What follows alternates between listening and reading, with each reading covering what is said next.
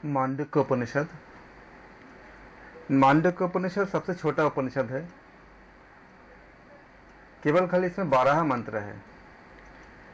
10 प्रसिद्ध उपनिषद में ये सबसे छोटा उपनिषद है।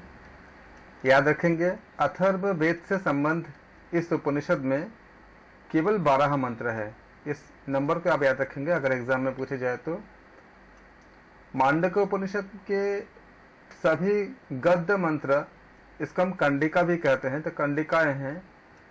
और फिर भी यह उपनिषद अद्वैत वेदांत के सिद्धांतों के बहुत गहरी नींव हम मान सकते हैं, इसको नींव मानी जाती है। जीवात्मा की जागृत, स्वप्न और सुषुप्ति बहुत महत्वपूर्ण है। इन 3 अवस्थाओं के बारे में बताई गई है। जीवात्मा की जागृत, स्वप्न और सुषुप्ति, इन अवस्थाओं का पृथक्करण, इसमें से लगभग एक प्रश्न इसमें से हर बार पूछे जाते हैं।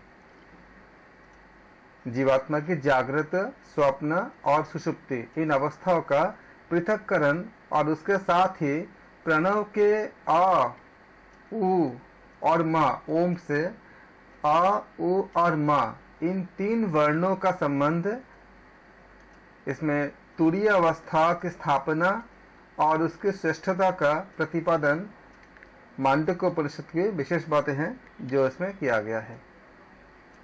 शांति पाठ में, हे देवो, हम अपने कानों से केवल कल्याणकारी बात ही सुना करें।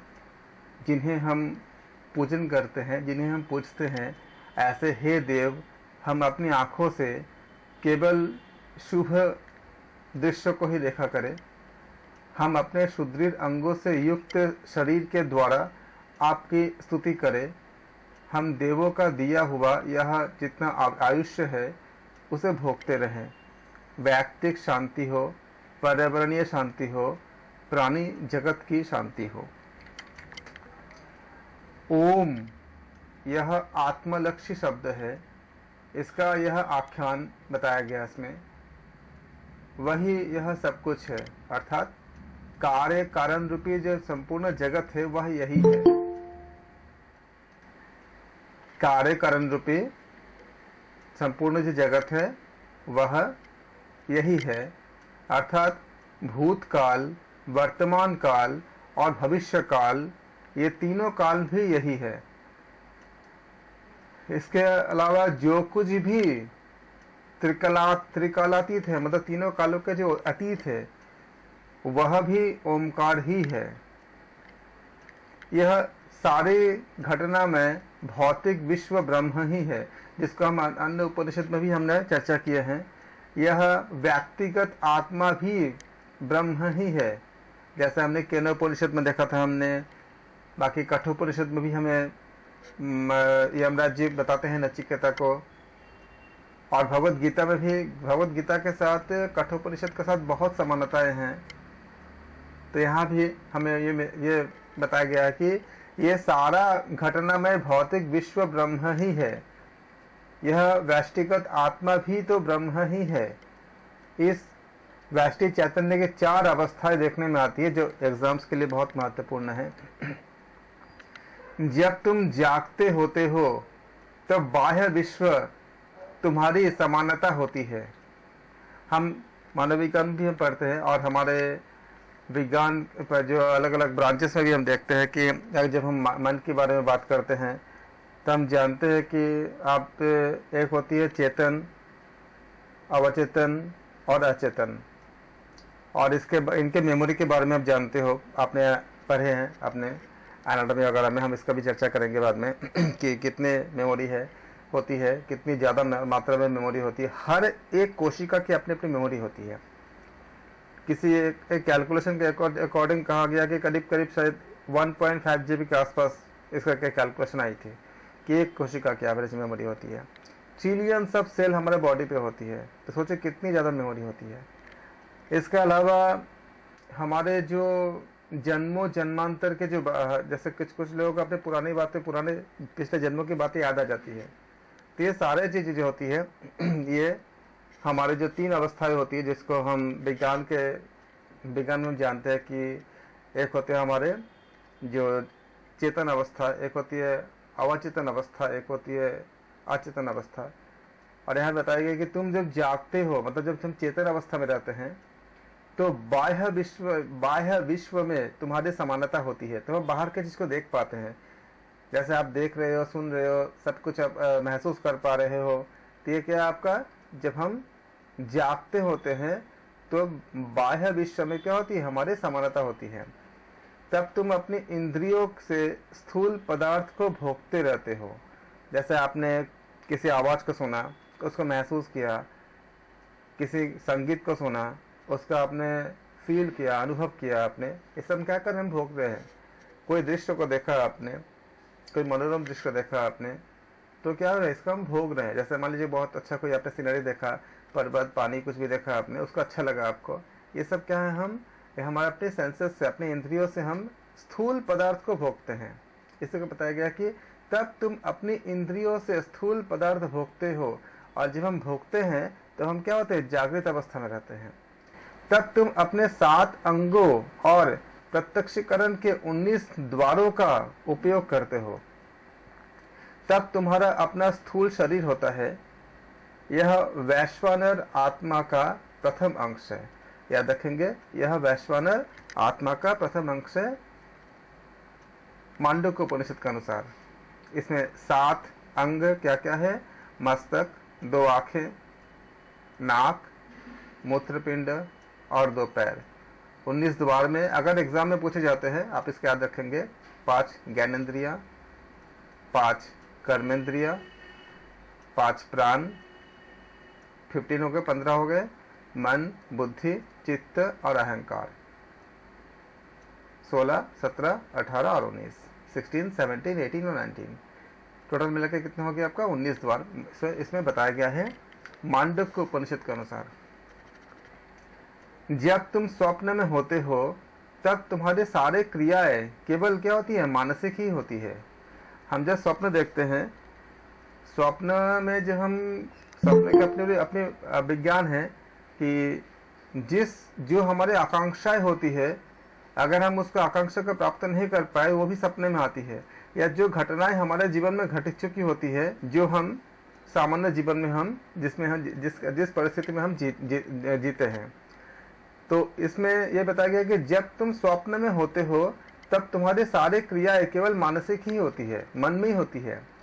इसलिए अगर किसी को सपना अगर बीच में टूटता है तो उसका जो बॉडी का जो रिदम ठीक वैसा ही होता है, जैसे हमारा हार्ट बीट वगैरह ऐसा ही होती है, जैसे वो चीज़ें हमारे साथ हो रही होती है। जैसे मान लीजिए कि अगर आपने सपने में अगर आपने कोई ऐसा कुछ कोई एक्शन कुछ करते हुए देखा आपने, या जो भी जिस तरह की आप भावनाएं देखते हो, उस भावना को अगर रियल लाइफ में होता तो हमारे हार्ट की और दूसरे ऑर्गन की जो क्रियाएं होती, उसको अगर हम स्वप्न में अगर अचानक जाग जाए और उसको अगर हम मेजरमेंट करेंगे अपने अलग अलग आपका मेडिकल के जो इंस्ट्रूमेंट से, तो वो सब चीज़ें ऑलरेडी हो चुका है, वो वही चीज़ मिलती है। हार्ट का हार्ट बीट वैसे ही बना रहता है, अगर मान लो वो बढ़ी हुई होती है, या दूसरे जो द्वार होते हैं, दूसरे जो एक्टिविटीज होते हैं, वो ठीक वैसे ही होती है, मानसिक क्रिया सेम रहती है।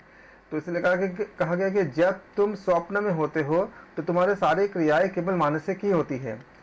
तुम्हारी जागृत अवस्था की तरह इस अवस्था में भी वे 7 अवयव और 19 द्वार तो रहते ही हैं, परंतु इस अवस्था के तुम्हारे अनुभव तो मानसिक स्तर पर ही होती है।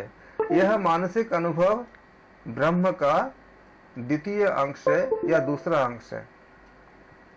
तो हम जब मानसिक अनुभव करते हैं वो क्या होती है, अकॉर्डिंग टू मांडुक्य उपनिषद, क्या ये आपका ब्रह्म का द्वितीय अंश है। और इसके पहले हमने क्या देखा था, जागृत अवस्था में हमने देखा था हमने।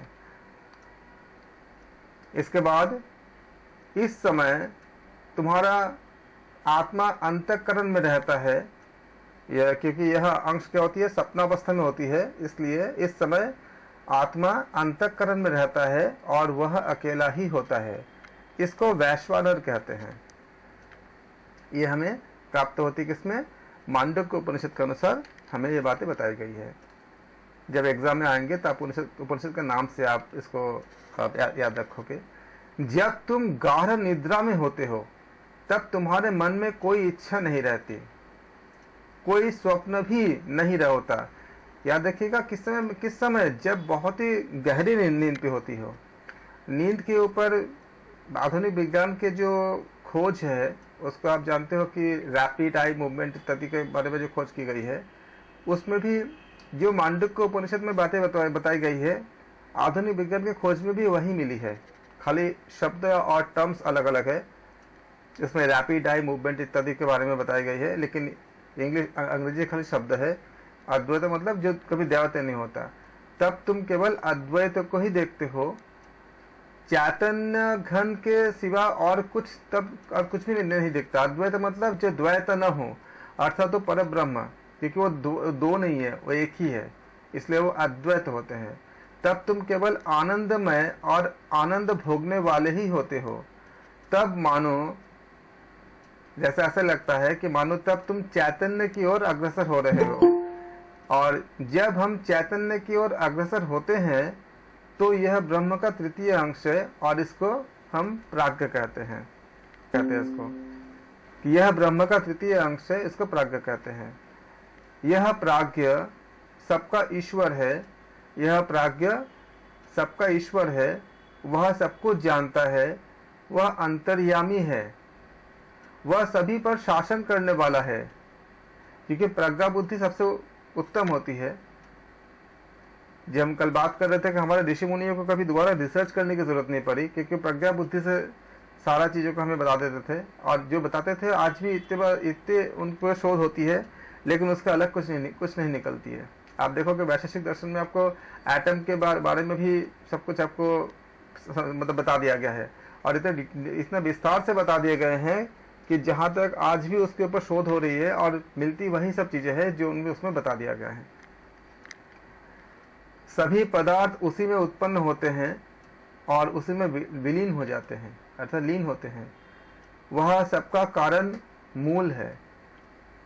और प्रज्ञा बुद्धि तो में जब कोई साधक या जब ऋषि मुनि जाते हैं तो उनको सारे चीज का ज्ञान हो जाती है अपने आप। देखो कि उसमें हनुमान चालीसा में एक जगह लिखी हुई है, युग सहस्त्र योजन पर भानु, लीलो ताही मधुर फल जानू। इसका मतलब यह कि 1000 योजन दूर पर भानु यानी सूरज है। और अगर इसका जितना भी कैलकुलेशंस होती है उसको करके देखोगे तो आज जो हम सूरज की दूरी जो हम मेजर करते हैं लगभग उतनी ही मिलती है, अगर 1000 योजन को अगर आप मीटर में चेंज करके देखोगे। तो उनको कैसे पता? क्योंकि प्रज्ञा बुद्धि से सारा चीजें अपने आप क्लियर हो जाती है। इसके बाद विवेक संपन्न प्रमाणभूत आत्मज्ञानी मानते हैं कि पूर्वोक्त तीन अवस्थाओं से परे एक चौथी अवस्था, इसको हम तुरीय अवस्था कहते हैं, ये एक चौथी अवस्था भी होती है। परे होते हैं जो तुरीय अवस्था होती है। विवेक संपन्न प्रमाणभूत आत्मज्ञानी मानते हैं कि इन तीनों अवस्थाओं से परे एक चौथी अवस्था जो तुरीय अवस्था होती है। जो व्यक्ति तुरीय अवस्था तक पहुंच पाते हैं उसे ही परमात्मा स्वरूप में या परमार्थ रूप से आत्मा मानना चाहिए। जो तुरीय अवस्था में पहुंचते हैं वह आत्मा अवांग मतलब जो हम जो सामान्य अवस्था में जो हम देखते हैं कि स्वप्न अवस्था, जागृत अवस्था, इन सब से बहुत परे होते हैं। वह आत्मा अवांग मन सगोचर होता है। वह न तो अंत प्रज्ञा तेजस है और न ही वह बाह्य प्रज्ञा नहीं विश्व है, दोनों में से कुछ भी नहीं है। इसीलिए उसको हम तुरीय अवस्था कहते हैं। जब सिद्धि प्राप्त होती है या जब वो समाधि की तरफ जाते हैं, गमन करते हैं, तब वो स्थिति उत्पन्न होती है। इसको कहा गया कि न तो वह अंत प्रज्ञ है और न ही वह बाह्य प्रज्ञ विश्व ही है। क्योंकि विश्व क्या होते हैं? बाहर की तरफ हम विश्व को देखते हैं, और न ही अंत प्रज्ञ यानी न तो वो अपने तेजस में होते हैं और न ही वो विश्व की तरफ होते हैं। इन दोनों अवस्थाओं के बीच में रहने वाला भी कोई नहीं होता। वह प्रज्ञान घन यानी प्राज्ञ भी नहीं है, वह प्रज्ञ भी नहीं है और अप्रज्ञ भी नहीं है। वह इंद्रिय गोचर होने से व्यवहार योग्य नहीं है, उसे कर्मेंद्रियां पकड़ नहीं सकती, उसकी कोई संज्ञा नहीं है। इसलिए उसका विचार भी नहीं किया जा सकता, वाणी से वह कहा नहीं जा सकता। ऐक्यानुभव का वह स्वार स्वरूप है, प्रपंच के वैविध्य को अपने में समा लेता है। वह सुख स्वरूप, शिव कल्याण स्वरूप, अद्वैत चतुर्थ अवस्था वाला है। वही साक्षात करने योग्य है, अर्थात जिसके लिए साधक या तपस्वी जिसके लिए अपने प्रयत्न करते हैं। यह पूर्वोक्त आत्मा अक्षर के रूप में ओंकार अर्थात आ, उ और म है। अक्षर के रूप में उनके 3 पाद होते हैं, याद रखेंगे एग्जाम के लिए। अंश क्या होती है? आ, उ और म, ये 3 पद होते हैं। वे मानो आत्मा के 3 अंश है, अर्थात ये 3 मात्राओं में या 3 मात्राएं आत्मा की पूर्वोक्त तीनों अवस्थाओं का प्रतिनिधित्व करते हैं, जो हम पहले अभी अध्ययन किए हैं। जागरिक स्थान के वैश्वानर आत्मा का प्रतिनिधित्व आकार होता है। वह वैश्वानर और आ, ये दोनों के क्या है? सर्वव्यापक होता है। जो इसको समझ पाते हैं, महसूस कर पाते हैं, अपने अंदर उस अपने अंतर्ज्ञान में, अपने अंतर चेतना में उसको रियलाइजेशन कर पाते हैं, यानी जो ऐसा जानता है, वह साधक अवश्य ही अपनी सभी कामनाओं को पूर्ण कर सकता है। क्योंकि हमारे कामनाएं जो होती है वो हम जानते हैं कि सारे चीज़ों की जो उत्पत्ति होती है वो आकाश, वायु, अग्नि, जल और पृथ्वी, इन 5 महाभूत से ही उत्पन्न होती है। तो जब इनमें जब उनको जब ये सारे उनको प्राप्त करने की क्षमता आ जाती है, तो वो कोई भी कामना करेंगे, उनके लिए कुछ भी दुर्लभ नहीं है। इसलिए वो साधक अवश्य ही सभी कामनाओं को पूर्ण कर सकता है, क्योंकि सारे चीजें इन्हीं 5 तत्व से भी, इन्हीं 5 महाभूत से ही बने हुए हैं। और वह सब लोगों, जितने भी लोग होते हैं, उन सब में श्रेष्ठ यानी आदि स्थान प्राप्त करते हैं। किस समय? जब आकार में आपका, इसके बारे में भी पहले भी एक उपनिषद हमने बात किया था, आकार अ, उ और म के ऊपर। इसके पहले जो उपनिषद हमने किया था, तो इसमें आकार के प्रतिनिधित्व के बारे में बता रहे हैं। स्वप्न स्थानीय तेजस आत्मा का प्रतिनिधित्व उकार करता है। इसके पहले जो हमने अध्ययन किया, तो वहां पे हमने देखा था क्या? वेदों के ऊपर, ऋग्वेद, यजुर्वेद इत्यादि, सामवेद इत्यादि के ऊपर, आ, उ और म में। तो स्वप्न स्थानीय तेजस आत्मा का प्रतिनिधित्व क्या होता है? उकार होता है, क्योंकि 3 मात्राओं में से वह उत्कृष्ट है और उसका स्थान भी स्वप्नावस्था की तरह ही उसके मध्य में होता है। जो साधक इस प्रकार से जानता है, अर्थात उपासना करता है, वह ज्ञान के सातत्य में उत्कर्ष को प्राप्त करता है, सर्वत्र समान व्यवहार करने वाला बनता है, और उसके कुल में कोई बिना ब्रह्म ज्ञान वाला, यानी कि जितने भी उस कुल में जितने भी मनुष्य जन्म लेंगे, वो सब क्या होंगे?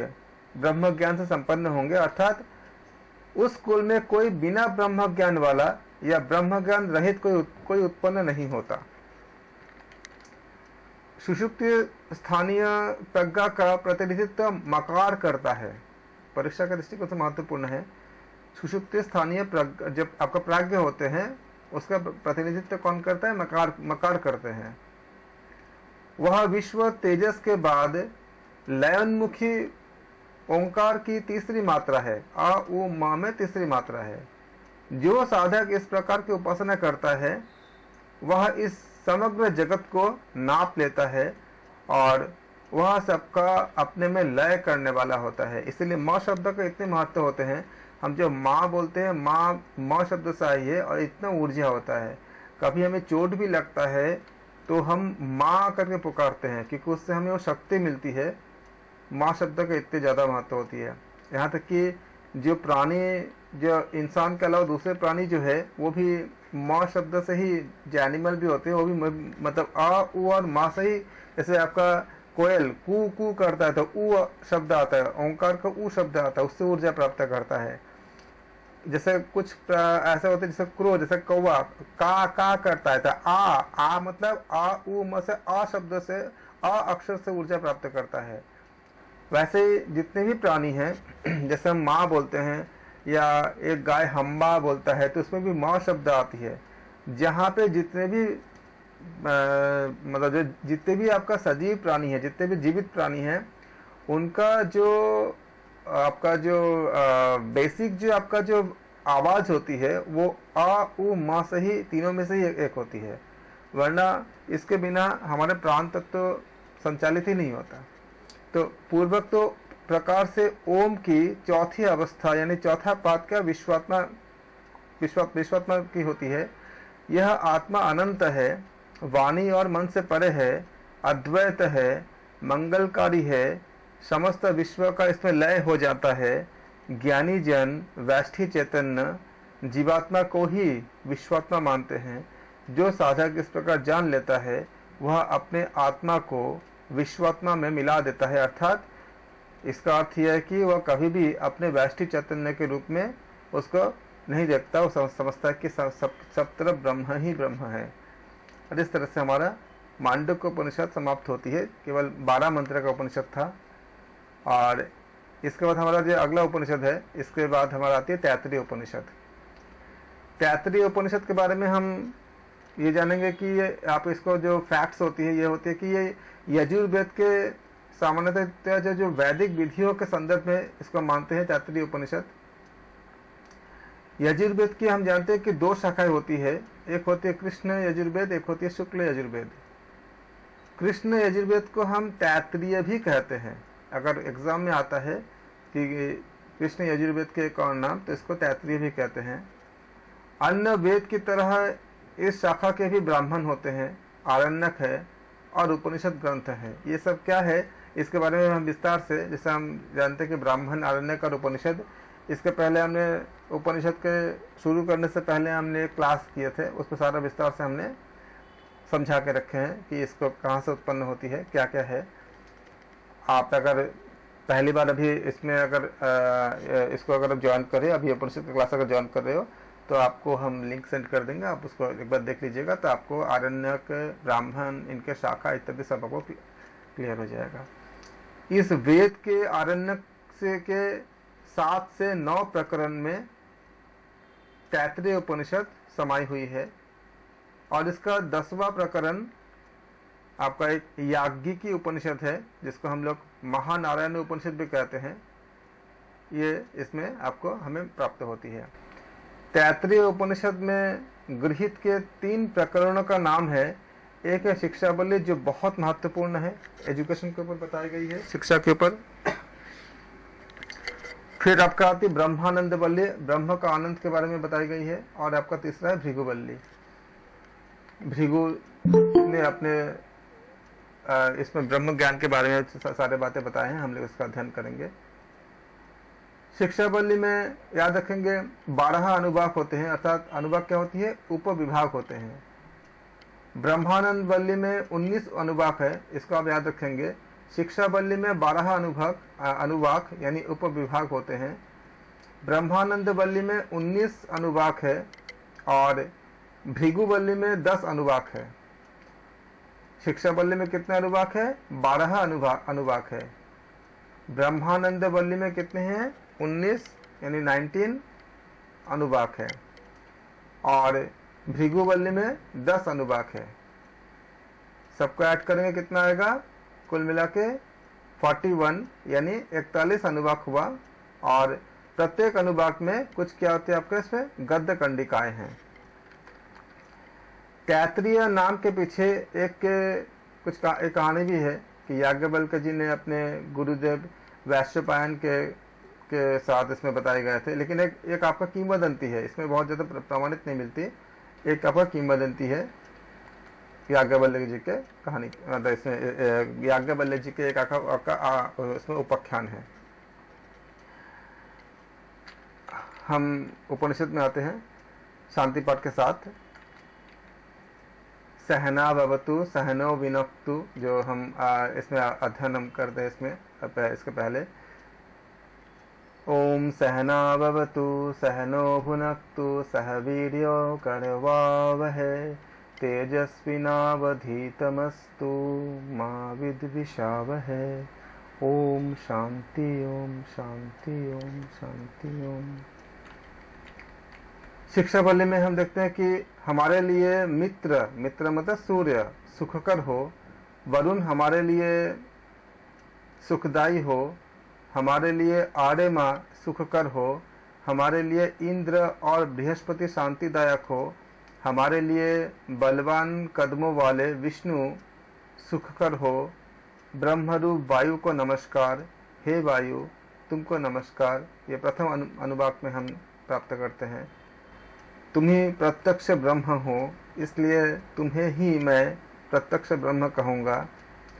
तुम्ही को मैं शास्त्रोक्त निश्चित अर्थ कहूँगा, तुम्ही को मैं सत्य के रूप में उद्घोषित करूँगा। तुम मेरे रक्षा करो और मेरे उपदेशक की भी रक्षा करो। रक्षा करो, मेरे रक्षा करो, वक्ता की भी रक्षा करो। आध्यात्मिक, आधिभौतिक तथा आधिदैविक इन तीन प्रकार की तापों की, तीन प्रकार के सारे तापों की शांति हो। ये पहला अनुवाक यहाँ पे समाप्त होती है। द्वितीय अनुवाक में अब हम शिक्षा के उच्चारण शास्त्र की व्याख्या करेंगे, क्योंकि उच्चारण अगर गलत होगा, क्योंकि आप जानते हो कि मंत्र इत्यादि जो है इसमें उच्चारण का बहुत महत्वपूर्ण भूमिका है। जैसे हम गायत्री मंत्र का हम पाठ करते हैं या महामृत्युंजय का हम पाठ करते हैं, तो उसमें जो उच्चारण के शुद्धता पे बहुत ज़्यादा जोर दी गई है।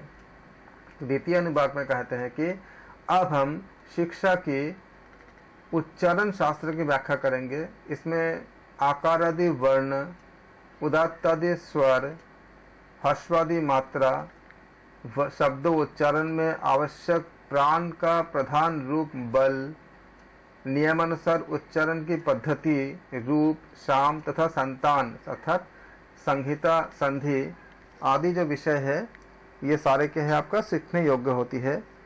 क्योंकि सीखने का जो योग्य होती है उसको कहते हैं शिक्षाध्याय। इसको इसलिए इसका नाम क्या बोला गया है, शिक्षाध्याय कहा गया है। द्वितीय अनुवाक हमारा संपूर्ण होता है। तृतीय अनुवाक में हम दोनों गुरु और शिष्य को एक साथ ही यश प्राप्त हो और हम दोनों को एक साथ ही ब्रह्म तेज की प्राप्ति हो। क्योंकि शास्त्र अध्ययन से परिमार्जित बुद्धि वाले, शास्त्र अध्ययन से परिमार्जित बुद्धि वाले लोग भी परमार्थ तत्व को समझने में सदैव समर्थ नहीं होते। अतः हम अब 5 अधिकरणों में, कितने अधिकरण है, 5 अधिकरणों में संहिता के उपनिषद अर्थात संहिता अर्थात संधि संबंधी तात्विक उपासना, इनकी व्याख्या करेंगे। ये 5 अधिकरण क्या है? पहला है अधिलोक, द्वितीय है अधिज्योतिष, तृतीय है अधिविद, चतुर्थ है अधिप्रज और 5वां है अध्यात्म। इन 5 अधिकरणों के विद्वान को लोग क्या कहते हैं? महासंहिता कहते हैं। तैत्तिरीय उपनिषद से बहुत गहराई से क्वेश्चन आ सकते हैं क्योंकि इसमें कंटेंट बहुत ज़्यादा है। हम इसको कई पार्ट में उपनिषद को हम संपूर्ण करेंगे। आप लोग तैत्तिरीय को बहुत अच्छे से करना। तैत्तिरीय उपनिषद आएंगे, उसके बाद एक और उपनिषद आएंगे ऐत्तिरीय उपनिषद, उसको भी हमें अच्छे से करके रखनी है, क्योंकि अब जो क्वेश्चन पूछे जा रहे हैं वो इन्हीं बहुत गहराई के जो कंटेंट है, जो टर्म्स है, उससे पूछे जाते हैं। इन अधिकरणों में से पहले हम अधिलोक संबंधी उपासना की बात करेंगे। संहिता का प्रथम वर्ण क्या है? पृथ्वी है। अंतिम वर्ण द्युलोक है। संधि भाग क्या है? आकाश है। और वायु क्या है? दोनों को जोड़ने वाला है, इसको संधान कहते हैं। तो इसको संधान करने वाला है जो जोड़ता है। अर्थात अधिलोक की उपासना करने वाले मनुष्य को पूर्वोक्त संहिता में इस प्रकार की दृष्टि करनी चाहिए। इस प्रकार यह अधिलोक का दर्शन कहा गया है। अधिलोक की उपासना के बाद अब अधीर ज्योतिष दर्शन कहा जाता है। इस उपासना में संहिता का प्रथम वर्ण क्या होती है? अग्नि होती है। याद रखेंगे, अधीर ज्योतिष में अब जब संहिता का जो प्रथम वर्ण होती है क्या होती है? अग्नि होती है। अंतिम वर्ण क्या होती है? सूर्य होती है। और इनको संधि भाग क्या होती है? जल। विद्युत क्या होती है? संधान यानी जोड़ने वाला है। अब आप बताओ कि विद्युत के बारे में कितने पहले हमारे उपनिषद में बातें समझा दिए थे। आज के विद्युत की खोज नहीं है, विद्युत बहुत पहले खोज की गई थी। श्लोक में भी देखिए क्या बताया गया इसमें, वैद्युतः संधानम। वैद्युत शब्द जो है यह आपका संस्कृत आपका श्लोक में ही लिखी गई है। यानी विद्युत के बारे में इस उपनिषद में, और भी कई उपनिषद है जहाँ पे विद्युत के बारे में बहुत पहले बता दी गई है। अगर विद्युत के बारे में बता दी गई है तो विद्युत से संबंधित जितने भी आधुनिक विज्ञान के जितने भी थ्योरीज है वो सब भी है अलग अलग जगह पे, वो सारी चीज़ें भी है। जैसे आप जानते हो कि चार्ज जो के बारे में बात करेंगे अगर, तो चार्ज क्या होती है? Q इजिकल टू, हम बोलते हैं अगर आवेश या चार्ज Q इजिकल टू क्या होती है आपका, हम बोलते हैं कि IT होती है। Q मतलब क्या होती है आपका? आवेश को हम Q से शो करते हैं। तो फॉर्मूला होता है आपका Q इजिकल टू IT। बस ये सिंबल अलग था, बाकी सब सेम था। I करंट है, T टाइम है। इसमें अगर हम कूलॉम्स का लॉ भी अप्लाई करेंगे तो F इजिकल टू क्या होता है? 1/4 pi epsilon not into Q1 Q2 by R square. यह आपका विद्युत के ऊपर सारा थ्योरीज है। इसका वैल्यूज होती है 9 इंटू 10⁻⁹। दो चार्ज, अगर पहला चार्ज अगर Q1 है, दूसरा अगर Q2 है, तो Q1 into Q2 divided by R square. ये आपका कूलॉम्स का लॉ है। सेम तरह से हमें और जितने भी इलेक्ट्रिक फील्ड के बारे में बात करेंगे तो इलेक्ट्रिक फील्ड क्या होती है, इसको हम E से शो करते हैं। E इजिकल टू क्या होती है? 1/4 pi epsilon not into Q by R square. ये जितने लॉज होते हैं ये लॉज भी खाली टर्म्स अलग अलग है, शब्द खाली अलग अलग है, ये सारे अलग अलग ग्रंथ में बताए मतलब समझा दी गई है। और हम जानते हैं कि गॉस के लॉ भी अभी जो आधुनिक विज्ञान कहता है कि फ्लक्स अगर निकालेंगे, फाई अगर फ्लक्स होती है तो Q बाई एप्सिलॉन नॉट हम निकालते हैं। जैसे हम चार्ज निकालते हैं इसमें, तो फ्लक्स क्या होती है? नंबर ऑफ इलेक्ट्रिकल जो लाइंस होती है। हम बहुत ज़्यादा साइंस में नहीं जाएंगे क्योंकि सबको साइंस के विद्यार्थी नहीं है। बता रहा हूँ खाली कि जितने आप देखते हो टर्म्स, ये सारे पहले उपनिषद में किस तरह से हमें मिलते हैं, तभी ये आपका शिक्षा के लिए कहा गया है। अतः आप क्या देखते हो? अधिलोक की उपासना के बाद अधीर ज्योतिष दर्शन कहा जाता है। इस उपासना में संहिता का प्रथम वर्ण क्या है? अग्नि है। अंतिम वर्ण क्या है? सूर्य है। संधि भाग क्या? जल होती है। अब देखो विद्युत कैसे बनती है। जब अब हम जानते हैं कि कई विधि से विद्युत बनती है। अगर आप ताप विद्युत के बारे में बात करोगे, थर्मो इलेक्ट्रिक के बारे में, तो क्या होती है? हम पानी को क्या करते हैं? गर्म करते हैं, हीट करते हैं, उससे भाप बनता है। उस भाप से क्या होती है? फिर हमारा टरबाइन घूमती है और उससे क्या होती है? हमें विद्युत प्राप्त होती है। अब देखो इसमें क्या बताया गया है? प्रथम वर्ण अग्नि। अग्नि मतलब क्या हुआ? अग्नि से ही ना आपका भाप बनेगा। जब आपका हीट मिलेगा पानी को तब क्या बनेगा? भाप बनेगा। तो ताप विद्युत क्या होती है? इसी को हीट को हम कैसे निकालते हैं? हम कोयले से बनाते हैं, कोयले से हम गर्म करते हैं, उससे बनाते हैं। लेकिन इसमें क्या बताया गया है कि इसी उपासना के संहिता का प्रथम वर्ण अग्नि है, अंतिम वर्ण सूर्य है। अभी देखो कितनी ज्यादा इस समय कितनी ज्यादा इसमें खोज हो रही है कि क्या हम सोलर एनर्जी से हम ताप उस सूरज की ऊष्मा से पानी को हम वेपराइज करके क्या हम विद्युत हम बना सकते हैं। इसमें बहुत सारे काम चल रही है। इसी बात को देखो कितनी गहराई से बताया गया है कि इस उपासना में संहिता का प्रथम वर्ण अग्नि है। अग्नि क्या है? बेसिक कंसेप्ट है कि अगर आप ताप विद्युत में थर्मल जो आपका जो इलेक्ट्रिसिटी होती है उसका बेसिक कंसेप्ट क्या होती है? हीट होती है। हीट के आप जब पानी को जब हीट करोगे तो क्या होगा? आपका वेपराइज होगा, उस भाप से क्या हो जाएगा? आपका विद्युत उत्पन्न होगा। अंतिम वर्ण क्या? सूर्य है। यानी आपका अंतिम वर्ण, ये तो आपको हमें पता चल गया कि अग्नि हमारा क्या प्रथम वर्ण है, लेकिन हमको अग्नि कहाँ से प्राप्त होंगे?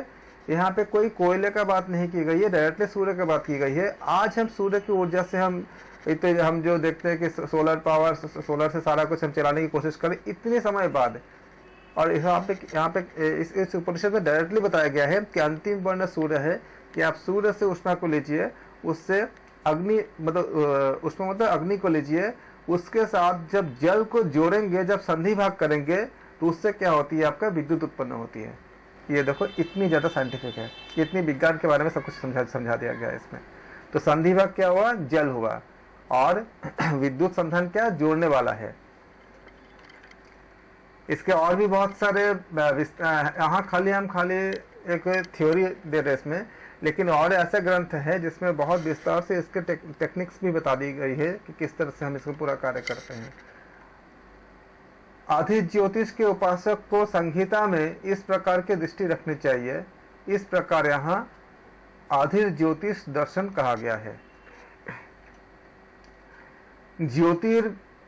ज्योतिर्विषयक दर्शन के बाद अब हम विद्या विषयक दर्शन यानी उपासना को हम चर्चा करेंगे। यानी ज्योतिर्विषयक दर्शन के बाद अब विद्या विषयक दर्शन उपासना कहा जाता है।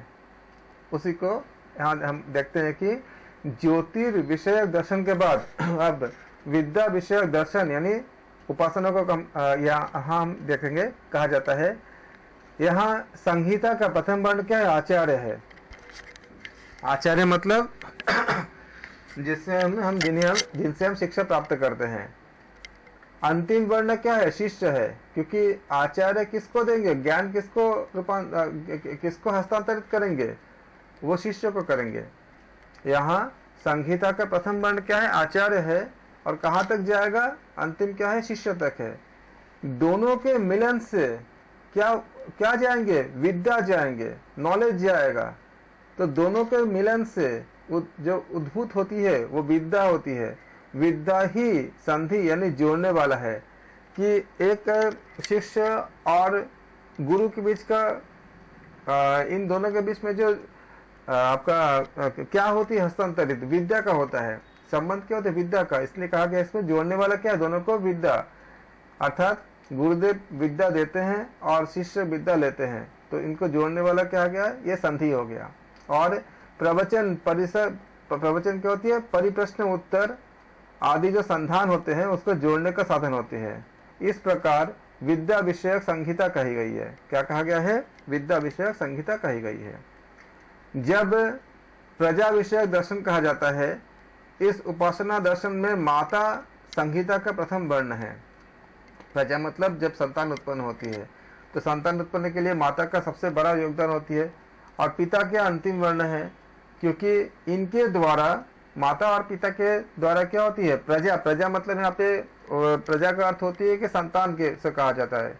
जब प्रजा विषयक दर्शन कहा जाता है कि प्रजा को जानने के लिए, प्रजा मतलब इसलिए कहते हैं प्रजा का पति, प्रजापति जो ब्रह्मा को कहते हैं, जिन्होंने सबसे पहले उत्पन्न किए थे सृष्टि का, जो जिन्होंने उत्पन्न किए थे।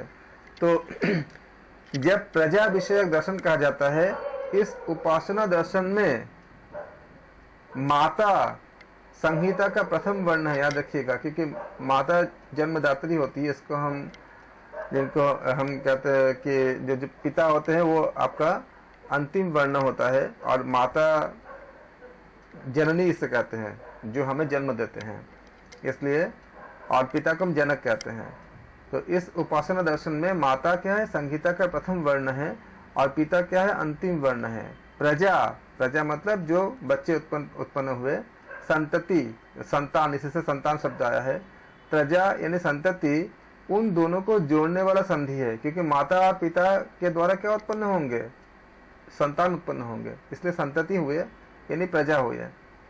प्रजनन शास्त्र विहित काल में, यानी शास्त्र विहित काल का स्त्री संभोग, इसको हम प्रजनन कहते हैं। ये संधान जोड़ने का साधन होती है, जो दोनों को जोड़ते हैं। इस प्रकार प्रजा संबंधी संहिता का रहस्य यहाँ बताई गई है, यानी कि पूरा जो आपका रिप्रोडक्शन के बारे में सारा चीज इसमें समझाई गई है। इसके बाद अब इस पंचधारिणी संहिता के पांचवें आध्यात्मिकरण का अर्थात आत्म विषयक संहिता अर्थात उसके रहस्य के बारे में बताया गया है। यहाँ इस संहिता में प्रथम वर्ण नीचे का जबरा और अंतिम वर्ण क्या है, ऊपर का जबरा होता है। जब हम बात करते हैं तो क्या होती है, हमारे दोनों जबरे का बीच में एक मूवमेंट होती है, तभी हम बात कर पाते हैं।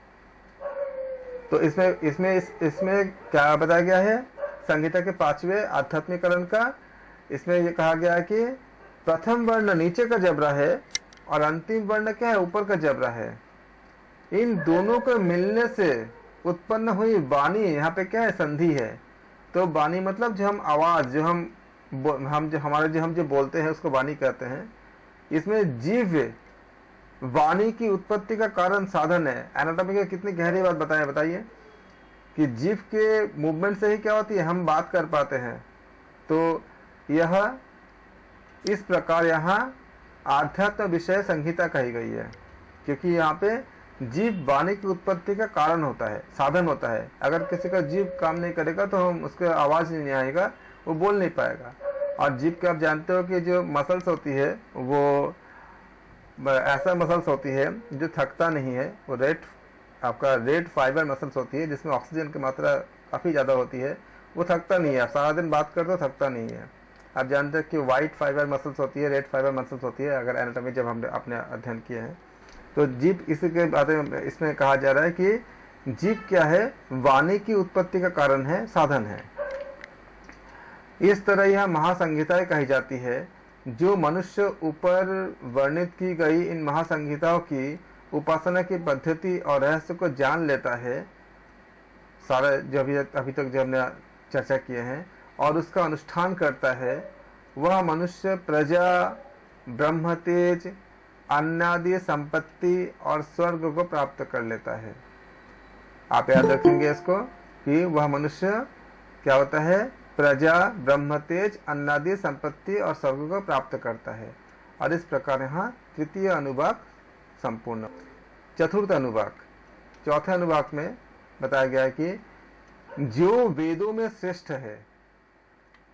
चतुर्थ अनुभाग, जो वेदों में श्रेष्ठ है, जो सर्वरूप है, जो वेद रूपी अमृत से उत्पन्न हुआ है, वह ओंकार रूप परमात्मा मुझे मेधा यानी कि विश्लेषण की तीक्ष्ण बुद्धि, आप जानते हैं ना, मेधा शक्ति विकास क्रिया करते हैं हम लोग सूक्ष्म क्रिया में। तो परमात्मा मुझे मेधा से प्रसन्न बलिष्ठ बना दे। हे देव, मैं अमृतत्व को, ब्रह्म ज्ञान को, अमृतत्व क्या होती है, जो मृत न हो। तो जो मृत न हो ऐसे तत्व क्या होती है, वो ब्रह्म ज्ञान होती है। इसलिए मैं अमृतत्व को धारण करने वाला हो जाऊं, क्योंकि बाकी जो मृत होते हैं, मृत जब होगा तो जन्म भी होंगे। तो अमृत जिसका कोई मृत्यु नहीं होती है, जो अजन्मा हो जाएगा, तो वो मोक्ष दायिनी ब्रह्म की प्राप्ति के बारे में बताया जाए, वो ज्ञान ब्रह्म ज्ञान होती है, उसको धारण करने वाला हो जाऊं। मेरा शरीर विशेष स्फूर्ति वाला हो, मेरी जीविया अत्यंत मधुर भाषिनी हो, मैं अपने कानों से बहुत सुंदर सुनता रहूं। हे ओंकार, तुम तो ब्रह्म का कोश यानी खजाना हो। तुम लौकिक बुद्धि से आवृत्त हुए हो, इसलिए पहचाने नहीं जाते, क्योंकि लौकिक बुद्धि उसको समझ नहीं पाता। इसको भगवद गीता में चैप्टर 11 में भी बताया गया है। विश्वरूप दर्शन के चैप्टर में भगवान कहते हैं कि तुम लौकिक बुद्धि से या अपने इंद्रियों के द्वारा मेरे विश्व रूप को तुम दर्शन नहीं कर सकते अर्जुन, उनको दिव्य दृष्टि मिलती है। इसलिए यहाँ इसी बात को यहाँ बताया गया है कि तुम लौकिक बुद्धि से आवृत्त हुए हो, इसलिए पहचाने नहीं जाते। मेरे द्वारा सुनी गई विद्या का तुम रक्षण करो। हे अग्नि के अधिष्ठाता देव, मेरे लिए आवश्यकता पड़ने पर तुरंत ही तरह तरह के वस्त्र, गाय, खाद्यान्न सामग्री, ऐसी बहुत सी चीजें ला देने वाली और उन्हें बढ़ाने वाली तथा बनाने वाली श्री को ला दो। श्री, हम अभी जैसे हम श्री यंत्र का हम पूजा करते हैं, तो क्या श्री को ला दो। हमें सारा चीज़ें प्राप्त हो जाएंगे। जो रोम वाले पशु आदि हमें प्राप्त कराए, इस उद्देश्य से आपको यह आहुति दी जाती है। ब्रह्मचारी जो विद्यार्थी है वो मेरे पास आए, वे निष्कपट हो, वे प्रामाणिक और ज्ञान धारक हो, वे इंद्रियों का संयम करने वाला हो, वे मन को वश में करने वाला हो। इन सब के लिए ये 5 आहुतियाँ दी जाती है और एक एक उद्देश्य के लिए यहाँ एक एक आहुति दी जाती है। मैं लोगों में यशस्वी हूँ, मैं बहुत ही प्रशस्त और धनवान बनूं, हे भगवान। मैं ब्रह्म कोश रूप आप में समा जाऊं और हे भगवान तुम भी मुझ में समा जाओ। हे भगवान, हजारों शाखा वाले तुम में ध्यान के द्वारा निमग्न होकर मैं अपने आप को विशुद्ध कर लूँ। क्योंकि ध्यान के द्वारा क्या होती है, हमारे सारे जितने जो ऑब्स्टेकल्स होती है नष्ट हो जाती है और हम यम नियम के जो हमारे जो विघटित होती है उससे जितने भी हमारे तमोगुण इत्यादि जो बाधाएं उत्पन्न होती है वो सारे नष्ट हो जाती है। इसलिए कहा गया कि हे भगवान, हजारों शाखा वाले तुम में ध्यान के द्वारा निमग्न होकर मैं अपने आप को विशुद्ध कर लूँ। तद उद्देश्यों से ये आहुतियाँ दी जाती है। जिस प्रकार नदी आदि में समग्र जल प्रवाह निम्न स्तर पर होकर सागर में मिल जाता है और जिस तरह दिनों को निगलने वाले महीने वर्ष में समा जाते हैं। आप जानते हो ना 365 डेज में क्या होती है, एक वर्ष होती है। तो इसलिए कहा गया है दिनों को निगलने वाले महीने, और महीने क्या होती है, वर्ष में, साल में समा जाते हैं। ठीक इसी तरह से हे विधाता, इसी तरह मेरे पास चारों ओर से ब्रह्मचारी आते रहे और मैं उनको विद्या देता रहूं। ये जो विद्या जिनके पास है वो प्रार्थना करते हैं हरि से कि ऐसी स्थिति मुझे दो, तुम सबके विश्राम स्थल हो, मेरे लिए तुम प्रकाशित हो, मुझे तुम प्राप्त हो जाओ। इन सभी प्रत्येक उद्देश्य के लिए एक एक आहुति देना चाहिए। और यहाँ पंचम अनुवाक हमारा समाप्त होती है, चौथा अनुवाक हमारा समाप्त होती है। पांचवा अनुभव, भूव और स्वः, ये 3 व्याहतियाँ तो प्रसिद्ध है ही। इन तीनों से भिन्न एक चौथी भी व्याहति होती है, उसको महत कहते हैं। वह महाचमस के पुत्र ने सर्वप्रथम जाना था। चौथी व्याहति ही ब्रह्म होती है, वह सभी व्याहतियों का आत्मा होते हैं। अन्य देवता उनके अंग है।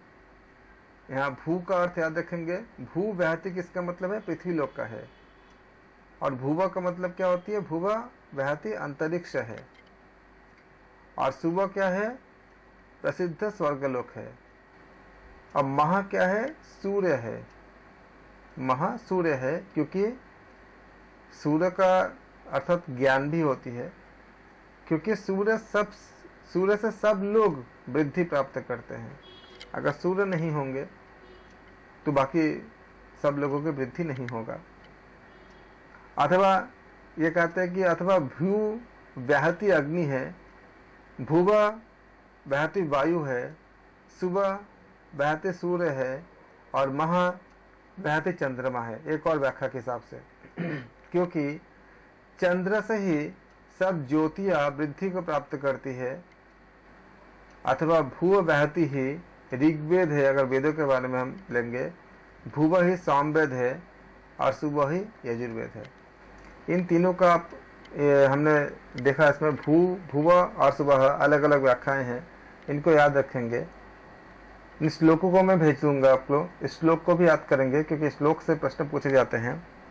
यहाँ आगे के जितने भी अनुवाक है इसमें हमें भूव और स्वः के अलग अलग हमें समझाए गए हैं। एक जगह में अन्न के बारे में हमें आगे देखेंगे कि अन्न भी बताए गए हैं कि मह को अन्न भी बताया गया है, वायु भी बताया गया है, जैसे भूअ को आगे अपान वायु भी कहा गया है और भू को प्राण भी कहा गया है। तो हमने हमने यहाँ तक किया, हमने इसको आप याद करके रखेंगे। इसके बाद हम दूसरे अनुवाकों में और भी जो बताया गया है कि भू, भूव और स्वः का अलग अलग क्या अर्थ बताते हैं हमारे तैत्तिरीय उपनिषद में, उसको हम याद करेंगे। एग्जाम्स में से इनमें से ऑप्शन जब आएंगे इनमें से किसी एक के साथ आपका ऑप्शन आ सकता है, इसलिए सारा याद रहेगा तो आप इसका ऑप्शन को आप इंटरप्रेट कर पाओगे और आंसर दे पाओगे आप। तो यहाँ हम पहला पार्ट हम किया हमने आज तैत्तिरीय उपनिषद का, मांडुक्य उपनिषद के साथ हमने तैत्तिरीय उपनिषद का फर्स्ट पार्ट आज हमने समाप्त किया है। तैत्तिरीय उपनिषद में करीब करीब 3 या 4 पार्ट में ख़त्म होगी, ये काफ़ी बड़ी उपनिषद है और फिर इसको आप अच्छे से रेडी करेंगे। और कल हमारा एक्स्ट्रा क्लास होंगे योग दर्शन के, शाम को 5 से लेकर 6:30 तक होंगे और फिर शाम को आपका 9 से 10 जैसा क्लास होती है ऐसे ये क्लास होंगी। एक्स्ट्रा क्लासेस इसलिए होंगी क्योंकि एग्ज़ाम्स आ रहे हैं और हमें इसमें जल्दी से जल्दी हमें और सिलेबस भी नई चीज़ों को हमें शुरू भी करनी है, ख़त्म भी करनी है। और इसके भी साथ ही आप लोगों का कुछ मैराथन क्लास भी स्टार्ट होंगे जिसमें टेस्ट सीरीज़ भी हम लॉन्च करेंगे जो बहुत जल्दी। इसमें आप लोगों को लाइव क्लास में आप लोगों को सॉल्व करके बतानी है जितने भी हम लोगों ने अभी ऐसे हम अभी उपनिषद में हम यहाँ तक किए हैं, योग दर्शन करेंगे। तो इसके साथ साथ हम इस पर योग दर्शन में जैसे जैसे हमारा एक एक पार्ट जैसे ख़त्म होगा उसके ऊपर हम उसका पूरा टेस्ट कर लेंगे ताकि आपको उसका क्वेश्चन आंसर अच्छे से आपको याद हो जाए। योग दर्शन के जो जितने आपका सूत्र है उस पर याद करने की कोशिश करेंगे क्योंकि सूत्र से क्वेश्चन बहुत पूछे जाते हैं। तो कल हम करेंगे Yoga Darshan. Thank you so much.